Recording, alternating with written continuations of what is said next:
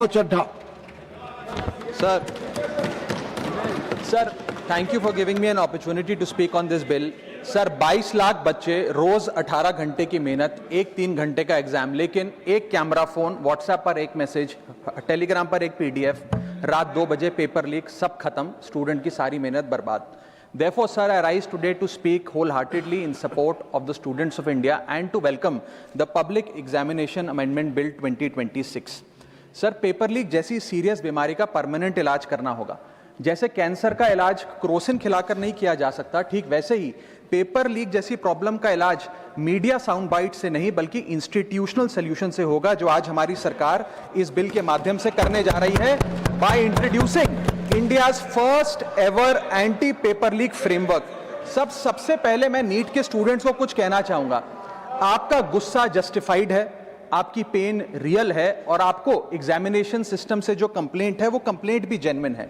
Your voice matters. और जब आपने अपनी चिंता व्यक्त करी, अपना दर्द बताया, when you demanded, the honourable prime minister heard that demand, not just as a prime minister but also as a guardian, परिवार के मुखिया की तरह उस बात को सुना. Students demanded, government acted, historic decisions taken, systems changed. Sir, जब एक स्टूडेंट नीट जैसे पब्लिक एग्जाम की प्रिपरेशन करता है तब वो अकेला तैयारी नहीं करता, उसका पूरा परिवार प्रिपरेशन करता है. मां अपनी छोटी छोटी जरूरतें रोक देती है, घर का बजट कम करती है. पिता फैमिली की सेविंग्स को कोचिंग फीस, रेंट और टेस्ट सीरीज पे खर्च करता है. फैमिलीज को लोन तक लेना पड़ता है. और स्टूडेंट खुद कोटा, जयपुर, चंडीगढ़, दिल्ली, पटना जैसे शहरों में जाकर घर से दूर रहता है. दिन में 18-18 घंटे पढ़ता है, रात 2 बजे तक पढ़ाई करता है और फिर अलार्म लगाकर सुबह 5 बजे क्लासेस के लिए उठ जाता है.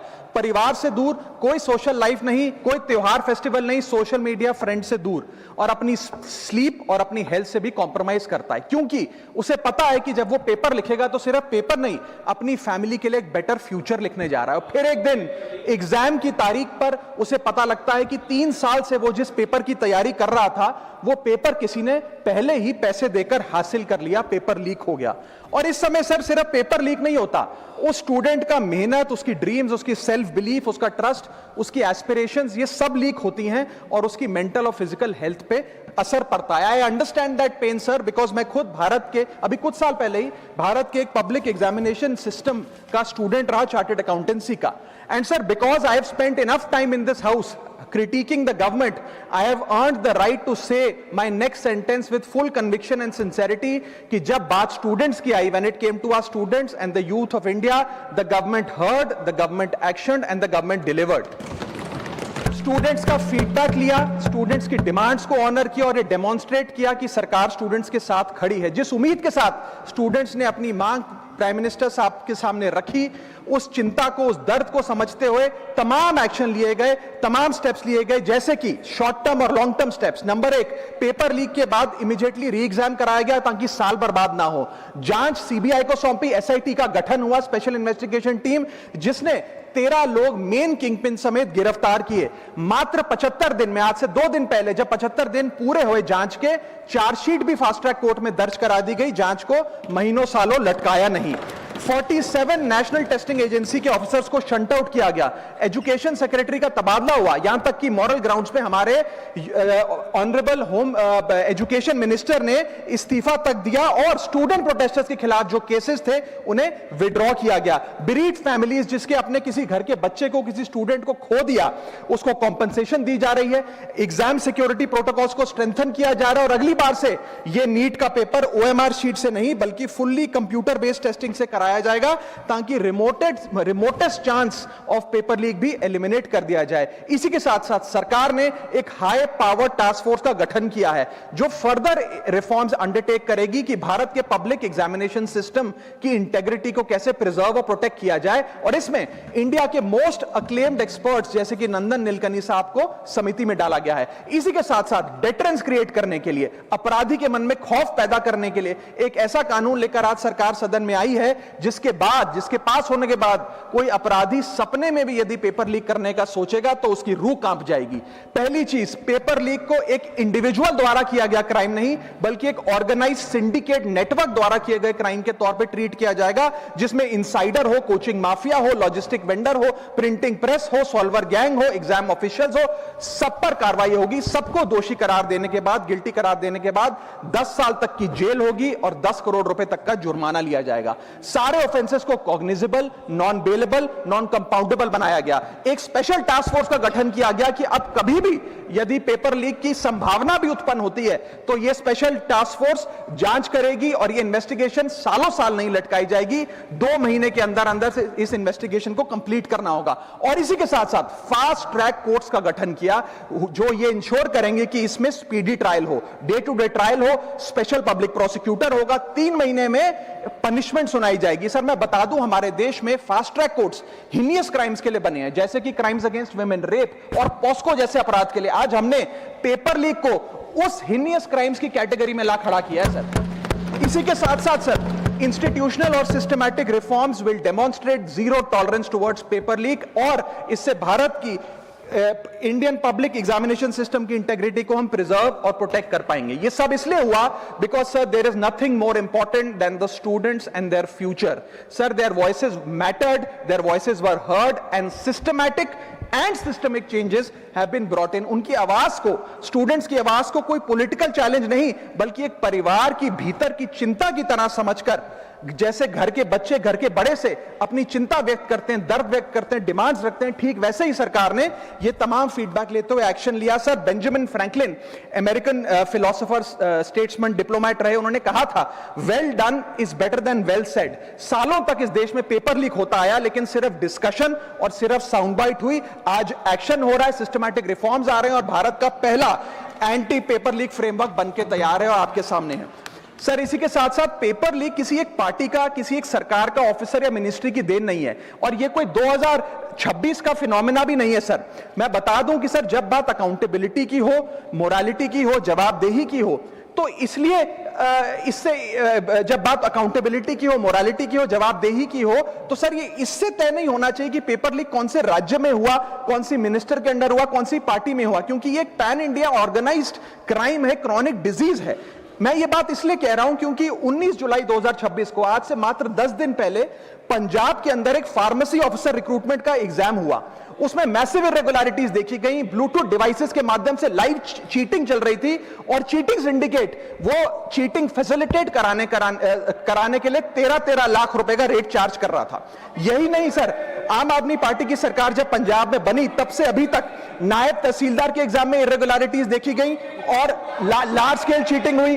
पंजाब स्टेट एजुकेशन बोर्ड में 12वीं क्लास का इंग्लिश का पेपर लीक हुआ, पीएसटीईटी स्कूल टीचर रिक्रूटमेंट का एग्जाम का पेपर लीक हुआ, पीएसएसबी के ग्रुप ऑफिसर के रिक्रूटमेंट का एग्जाम लीक हुआ, एग्रीकल्चरल डेवलपमेंट ऑफिसर के रिक्रूटमेंट का एग्जाम लीक हुआ, और एक्साइज और टैक्सेशन इंस्पेक्टर की रिक्रूटमेंट की मेरिट की लिस्ट जब आई तो उसमें फर्जी नाम डाल के जारी कर दिया गया। सर मैं आ रहा हूं, अब मैं कांग्रेस पे आ रहा हूं। आप कांग्रेस का सुनिए सर, मेरा समय खराब कर रहे हैं। आप बोले ना, बोले आप बोले। सर जब सर कांग्रेस में, कांग्रेस की कर्नाटक में सरकार है, इसी साल जनवरी 2026 में एसएसएलसी का पेपर हुआ। इसी साल कर्नाटक में कांग्रेस की सरकार के अंडर एसएसएलसी का पेपर हुआ, पेपर लीक हुआ, और वो पेपर ऑनलाइन 200 रुपए में स्टूडेंट्स को बेचा जा रहा था। हिमाचल प्रदेश में HP state selection commission recruitment exam का पेपर कांग्रेस के कार्यकाल में लीक हुआ। अब आप सुनिए सबसे चौंका देने वाली घटना, सर सबसे शॉकिंग और सैड बात यह है कि 2016 में कर्नाटक में जब कांग्रेस की सरकार थी तब वहां पे 12वीं कक्षा का प्री यूनिवर्सिटी कॉलेज का 12th का केमिस्ट्री का पेपर लीक हुआ। ये क्लासरूम का पेपर नहीं था सर, ये स्टेट बोर्ड एग्जाम था। ये स्टेट का एग्जाम जब पेपर लीक हुआ, बच्चे एग्जाम देकर घर आ गए, पता लगा पेपर लीक हो गया, पेपर कैंसिल कर दिया। 20 दिन बाद री एग्जाम कराया गया, री एग्जाम का पेपर भी लीक हो गया, और उसके बाद रात को 3:30 बजे वो पेपर व्हाट्सएप पे घूम रहा था, री एग्जाम को भी कैंसिल करना पड़ा। इसके बाद जब जांच हुई, स्टेट सीआईडी ने जांच करी, तो 3 लोगों को अरेस्ट किया, जिसमें कर्नाटक सरकार के मेडिकल एजुकेशन मिनिस्टर डॉक्टर शरण पाटिल का पीए खुद शामिल था। पीए 10-10 लाख रुपए लेकर पेपर लीक कर रहा था। उसके बाद जब मंत्री जी से पूछा गया कि आप इस्तीफा क्यों नहीं देते, आपकी मॉरल और डायरेक्ट जिम्मेदारी बनती है, आपके दफ्तर का आपका पीए पेपर लीक कर रहा है, आप क्यों नहीं इस्तीफा देते? तो उन्होंने कहा कि there is no question of resigning, अगर कुछ गलत हुआ है तो वो मेरे पीए का पर्सनल मैटर है, उसकी पर्सनल लाइफ है। वहां सर ऑफिस गवर्नमेंट का, डेजिग्नेशन गवर्नमेंट की, एक्सेस गवर्नमेंट का, बट अरेस्ट की बात आई तो पर्सनल लाइफ का मैटर है। और आयरनी देखिए, आज 2026 में कर्नाटक में फिर कांग्रेस की सरकार है और डॉक्टर शरण पाटिल फिर मंत्री हैं और उसी विभाग के मंत्री हैं, मेडिकल एजुकेशन विभाग के मंत्री हैं। ये है स्टैंडर्ड ऑफ अकाउंटेबिलिटी। सर सुनिए, सुन लो। उसी के साथ साथ 2004 से 2014 के बीच में जब यूपीए की सरकार थी तो कांग्रेस के कार्यकाल में दर्जनों एग्जाम्पल हैं, डॉक्यूमेंटेड एग्जाम्पल हैं पेपर लीक के सर, जिसमें मुख्य तौर पर AIIMS post graduate medical entrance exam 2006 में लीक हुआ, रेलवे रिक्रूटमेंट बोर्ड का एग्जाम 2009 का लीक हुआ, all India engineering entrance exam 2011 UPA के कार्यकाल में लीक हुआ और SSC combined graduate level exam 2013 leak हुआ। सर इस पीरियड में उस समय की यूपीए सरकार ने क्या किया? कोई अकाउंटेबिलिटी एस्टैब्लिश करी, कोई एग्जाम सिक्योरिटी आर्किटेक्चर को ओवरऑल करने के लिए कोई कानून लाए, कोई dedicated anti paper leak law लाए? कुछ नहीं लाए। सर मैं एक बात कहना चाहता हूं, सर पॉलिटिकल मेमोरी सिलेक्टिव हो सकती है, पब्लिक रिकॉर्ड सिलेक्टिव नहीं हो सकता। अगर नेशनल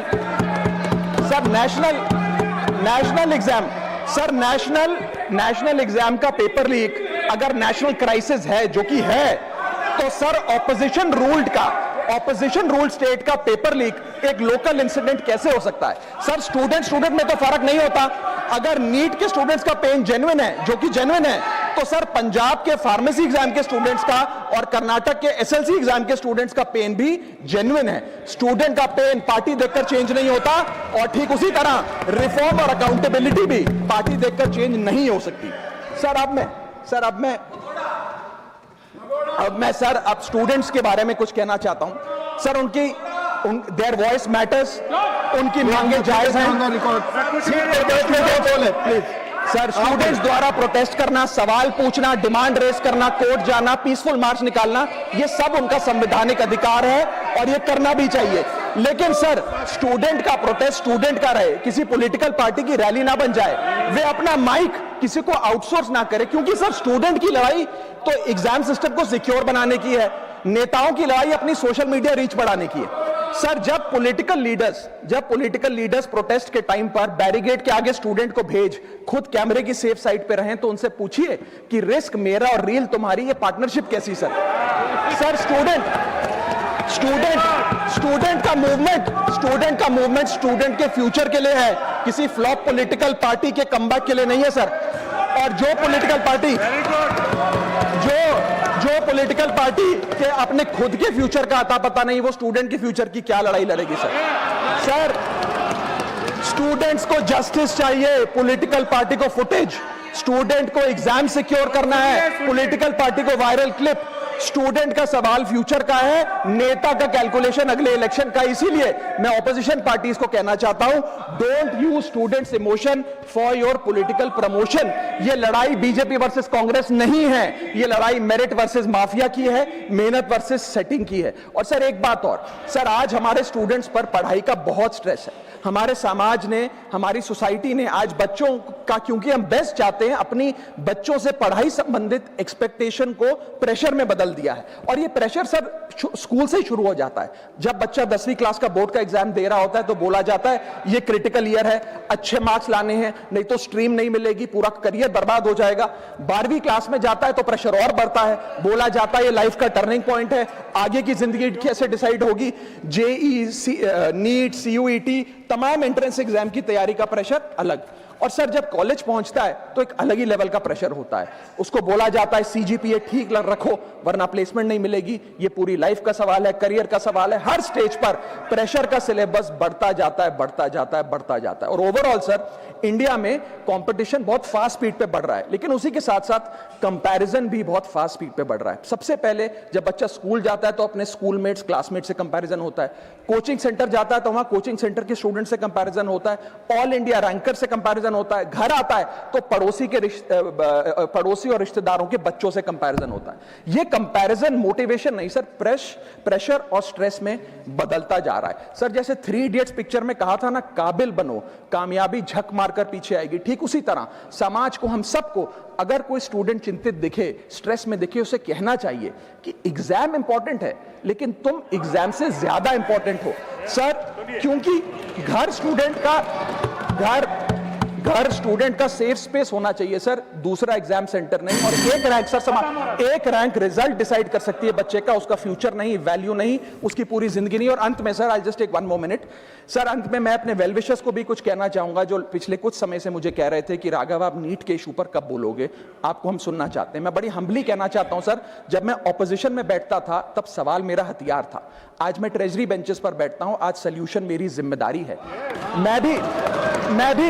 मैं भी रोज कैमरे के सामने आकर साउंड बाइट दे सकता था, लेकिन मुझे हेडलाइन नहीं सर, मुझे आउटकम चाहिए। और जब मैं ऑपोजिशन में था तब मेरा काम इशू रेस करना और सवाल उठाना था, और पूरा सदन और आप जानते हैं मैंने वो काम पूरी ईमानदारी से किया। लेकिन आज मेरा रोल कैमरा के सामने अटेंडेंस लगाने का नहीं है, मेरा role is my focus is to fix the system. इसीलिए मैंने अपने आप से एक वादा किया, I made a promise to myself कि मैं इस मुद्दे पर पार्लियामेंट में बोलूंगा, और उस दिन बोलूंगा जिस दिन हम प्रॉब्लम सॉल्व कर रहे होंगे, सोल्यूशन लेकर आएंगे, when the system is getting fixed, and today is that historic day when the system is getting fixed। और सर बिकॉज आज जो रिफॉर्म्स हम लेकर आए हैं, जो सरकार सदन में लेकर आई है, वो इतने जरूरी हैं क्योंकि इन रिफॉर्म से सिस्टम और मजबूत होगा, पेपर और सिक्योर होगा, एग्जाम फेयर होगा, मेरिट का सम्मान होगा, माफिया जेल में होगा, सरकार पहरेदार होगी, कार्रवाई दमदार होगी, स्टूडेंट्स की जीत होगी, माफिया की हार होगी। जय हिंद। श्रीमान जोश के मनी